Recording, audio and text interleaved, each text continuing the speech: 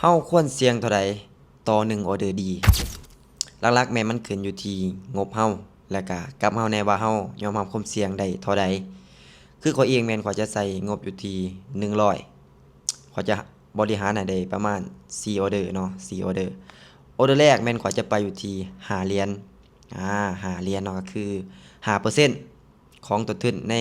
ต้นทุนนั้นแม่น100เนาะก็คือ100%ข้อยจะไปอยู่ที่5เหรียญในงบ100 มันก็ขึ้นกับเฮาว่าเฮายอมรับความเสี่ยงได้เท่าใดเนาะแต่สำหรับไผที่มีงบบ่ฮอดมีงบน้อยก็มีประมาณ10เหรียญบ่อ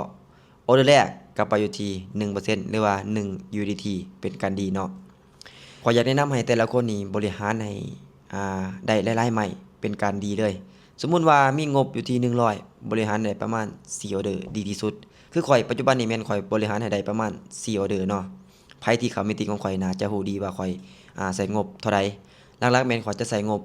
แชร์ความรู้ก็คือ100 USDT เนาะใส่แชร์ความรู้ในมีตติงทุกๆมื้อเลยไผที่เข้าก็น่าจะรู้เนาะสำหรับไผเนาะที่บ่ฮู้ว่าเฮาควรเสี่ยงจักเปอร์เซ็นต์ดีหลักๆแม่นขึ้นกับงบของเฮาเนาะที่เฮาเอามาว่าเฮาเอามาเท่าใดคันว่าเอามา10เหรียญออเดอร์แรกก็ไปอยู่ที่1เหรียญคันว่าเอามา100ออเดอร์แรกก็ไปอยู่ที่5เหรียญหลักๆก็ขึ้นกับเฮาเนาะว่าเฮายอมรับความเสี่ยงได้เท่าใดเนาะ